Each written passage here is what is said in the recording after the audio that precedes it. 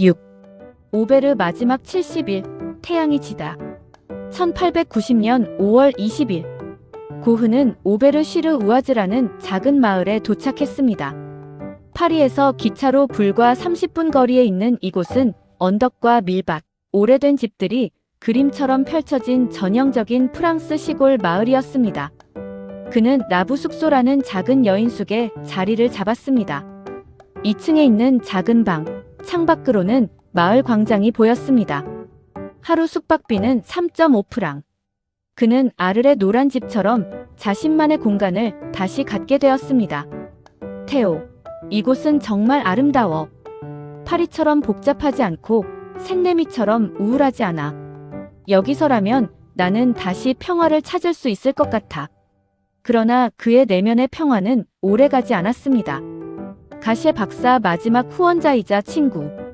오베르에서 고흐는 폴 가시에 박사를 만났습니다. 가시에는 정신과 의사였지만 단순한 의사 그 이상의 존재였습니다. 그는 열정적인 예술 수집가이자 아마추어 화가였으며 세잔, 피사로, 모네 등 수많은 인상파 화가들의 친구였습니다. 가시에 박사는 고흐의 그림을 보고 깊은 감명을 받았습니다. 당신의 그림에는 영혼이 있어요. 나는 당신이 단순히 정신병자가 아니라 고통받는 예술가라는 것을 알아요. 두 사람은 즉시 친구가 되었습니다. 가시에는 정기적으로 고흐의 상태를 체크했지만 그를 환자가 아닌 동등한 예술가로 대우했습니다. 그들은 함께 그림을 그리러 나갔고 예술과 철학, 삶과 죽음에 대해 밤새도록 토론했습니다. 고흐는 가시에 박사의 초상화를 그렸습니다. 가시에 박사의 초상에서 그는 박사를 깊은 슬픔에 잠긴 모습으로 그렸습니다. 팔꿈치를 테이블에 기대고 머리를 손에 짚은 채 눈빛은 멀고 공허했습니다. 고흐는 이 그림에 대해 이렇게 설명했습니다. 나는 우리 시대의 슬픈 얼굴을 그리고 싶었어. 겉으로는 평범해 보이지만 내면에는 깊은 상처를 가진 사람들. 가시에 박사는 그런 사람이야. 이 그림은 1990년 뉴욕 크리스티 경매에서 8,250만 달러에 낙찰되며 당시 세계에서 가장 비싼 그림으로 기록되었습니다. 오베르에서의 폭발 마지막 걸작들. 오베르에 도착한 지 70일 만에 고흐는 무려 70점이 넘는 그림을 그렸습니다. 하루에 한 점 이상의 엄청난 생산성이었습니다. 마치 자신에게 주어진 시간이 얼마 남지 않았다는 것을 알고 있는 듯이. 오베르의 교회. 이 그림은 오베르 마을 중심에 있는 13세기 고딕 양식의 교회를 그린 것입니다. 그러나 고흐의 교회는 불안정합니다. 땅은 물결치고 교회의 벽은 휘어져 있으며 하늘은 소용돌이 치는 짙은 파란색으로 가득 차 있습니다. 어떤 평론가는 이 그림을 두고 하나님의 집이 무너지고 있다고 말했습니다. 고흐는 교회를 그리면서도 그 안에 있는 신을 찾지 못했습니다. 까마귀가 나는 밀밭. 이것은 고흐의 마지막 작품 중 하나로 가장 널리 알려진 비극의 상징입니다. 화면 아래쪽에는 황금빛 밀밭이 바람에 일렁이고 있습니다. 그러나 그 위로는 폭풍 전에 어두운 하늘이 드리워져 있습니다. 하늘은 짙은 파란색과 검은색으로 가득 차 있고 그 사이로 세 갈래의 길이 밀밭 속으로 파고듭니다. 그리고 까마귀 떼가 허공을 갈라지르며 날아갑니다. 고흐는 이 그림에 대해 아무 말도 남기지 않았습니다. 그러나 많은 이들이 이 그림에서 죽음의 예감을 읽습니다. 밀밭은 생명의 상징이지만 그 위에 폭풍과 까마귀는 죽음의 그림자입니다. 그림 속 세 갈래의 길 중 하나는 막다른 골목으로 이어집니다. 마치 그의 인생처럼. 뿌리가 뽑힌 나무와 나무 그루터기. 이것은 그의 마지막 그림으로 추정되는 작품입니다. 완성되지 않은 듯한 거친 붓질, 얽히고 설킨 뿌리들, 그리고 땅 위에 쓰러진 나무. 생명의 뿌리가 뽑혀버린, 더 이상 살아갈 수 없는 존재의 절규처럼 보입니다. 고독의 심화 모두가 등을 돌리다. 오베르에서 고흐는 여전히 외로웠습니다. 마을 사람들은 그를 빨간 머리에 미친 화가라고 불렀고 아이들은 그의 뒤를 따라다니며 돌을 던졌습니다. 그는 라부 숙소의 주인 라부 부인에게 말했습니다. 저 사람들은 저를 미워해요. 제가 무엇을 잘못했는지도 모른 채요. 저는 다만 그림을 그렸을 뿐인데. 그는 또한 가시에 박사와도 점점 멀어져 갔습니다. 가시는 고흐에게 더 열심히 일하라고 조언했지만 고흐는 이미 자신의 한계를 느끼고 있었습니다. 저는 더 이상 그릴 수 없어요, 박사님. 제 손이 더 이상 제 말을 듣지 않아요. 제 머릿속의 이미지들은 너무 빠르게 지나가고 저는 따라잡을 수 없어요. 테오와의 갈등 마지막 상처. 고흐에게 가장 큰 타격은 동생 테오와의 갈등이었습니다. 테오는 결혼하고 아들이 생긴 후 점점 형에게서 멀어지고 있었습니다. 물질적으로는 계속 지원했지만 예전처럼 깊은 정신적 교류는 사라졌습니다. 게다가 테오는 자신의 미술상 일에서도 어려움을 겪고 있었습니다.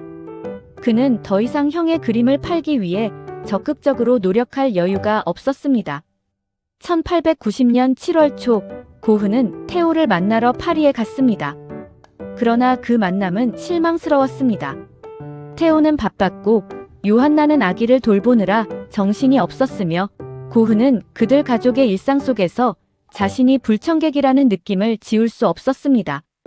그는 테오에게 말했습니다. 나는 더 이상 너에게 짐이 되고 싶지 않아. 너는 너의 가족이 있고 너의 삶이 있어. 나는 내 길을 가야 해. 테오는 그 말의 진의를 이해하지 못했습니다. 7월 27일 그날 오후 1890년 7월 27일 월요일 맑은 날이었습니다. 고흐는 아침 일찍 일어나 그림을 그리러 나갔습니다. 그는 숙소 주인 라부 부인에게 멀리까지 갈 거요라고 말했습니다. 그는 밀밭으로 향했습니다. 아마도 그가 까마귀가 나는 밀밭을 그렸던 그 장소였을 것입니다. 정확히 무슨 일이 일어났는지 아무도 모릅니다. 그가 가져간 이젤과 캔버스는 발견되지 않았습니다. 다만 그날 오후 늦게 그는 피를 흘리며 숙소로 돌아왔습니다. 라부 부인이 그를 발견했습니다. 그의 왼쪽 가슴에는 총알 구멍이 있었고 온몸이 피범벅이 되어 있었습니다. 무슨 일이 일어난 거예요, 빈센트? 내가 나 자신에게 총을 쐈어요. 제발 의사를 불러주세요. 가시에 박사가 급히 달려왔지만 총알은 너무 깊게 박혀 있었습니다. 당장 생명에 지장은 없었지만 수술을 해도 완치를 장담할 수 없었습니다. 가시에 박사는 테오에게 전보를 쳤습니다. 빈센트가 중상을 입었습니다. 빨리 오십시오. 7월 29일 이별. 테오는 밤새 기차를 타고 오베르로 달려왔습니다. 그는 형의 침대 옆에 앉아 손을 잡았습니다. 빈센트 형, 내가 왔어. 테오야. 고흐는 눈을 떴습니다. 그의 눈빛은 평화로워 보였습니다. 테오, 와줘서 고마워. 나는 이렇게 죽고 싶었어. 죽지 마, 빈센트 형. 형은 곧 나을 거야. 우리 함께 파리로 돌아가자. 병원에서 치료를 받자. 아니, 테오. 이제 됐어. 나는 너무 오래 싸워왔어. 이제 쉬고 싶어. 그는 테오에게 자신의 마지막 유언을 남겼습니다. 내 그림들은 언젠가 가치를 인정받을 거야. 하지만 그건 중요하지 않아. 중요한 건 나는 내가 할 수 있는 모든 것을 다 그렸다는 거야. 1890년 7월 29일 화요일 새벽 1시 30분 빈센트 반 고흐는 동생 테오의 품에서 숨을 거두었습니다. 향년 37세. 그의 마지막 말은 슬픔은 영원히 지속될 것이다 였다고 전해집니다. 그 후 별이 되다. 테오는 형의 죽음에 깊은 충격을 받았습니다. 그는 자신이 형을 제대로 돌보지 못했다는 죄책감에 시달렸습니다. 단 6개월 후 테오 역시 건강이 악화되어 세상을 떠났습니다. 그는 정신병원에 입원한 상태였고 사인은 진행성 마비로 기록되었습니다. 테오의 아내 요한나는 남편의 유언에 따라 테오의 유해를 오베르로 옮겨 고흐의 곁에 묻었습니다. 두 형제는 나란히 누워 영원한 잠을 청하고 있습니다. 요한나는 또한 고흐가 남긴 수백 점의 그림과 수천 통의 편지를 정리하고 보존하는데 평생을 바쳤습니다. 그녀가 없었다면 고흐의 예술은 아마 영원히 빛을 보지 못했을 것입니다. 에필로그. 그가 몰랐던 것들. 빈센트 반 고흐는 생전에 단 한 점의 그림만 팔았습니다. 붉은 포도밭이 400프랑 현재 약 2,000달러에 팔렸습니다. 그러나 오늘날 그의 그림들은 수천억 원의 가치로 평가받습니다. 가셰 박사의 초상 8,250만 달러 1990년, 붓꽃 5,390만 달러 1987년, 해바라기 4천만 달러 1987년 당시 기준.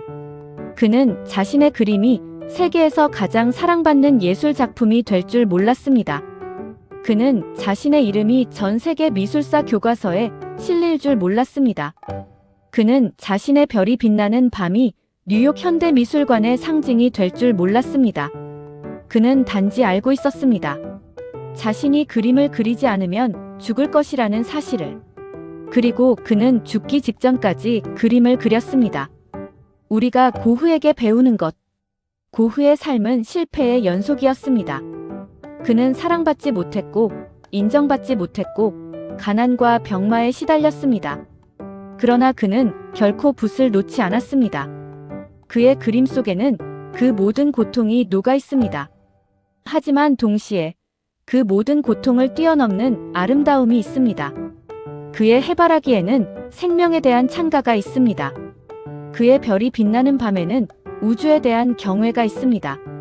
그의 자화상에는 인간에 대한 연민이 있습니다. 고흐는 말했습니다. 나는 점점 더 나쁜 그림을 그리고 있다는 생각에 점점 더 좋은 그림을 그리고 있다는 확신을 점점 더 갖게 된다. 이 역설 속에 예술의 진리가 있습니다. 그리고 삶의 진리가 있습니다. 빈센트 반 고흐. 1853년에 태어나 1890년에 죽다. 화가, 실패자, 광인, 천재, 그리고 영원한 별.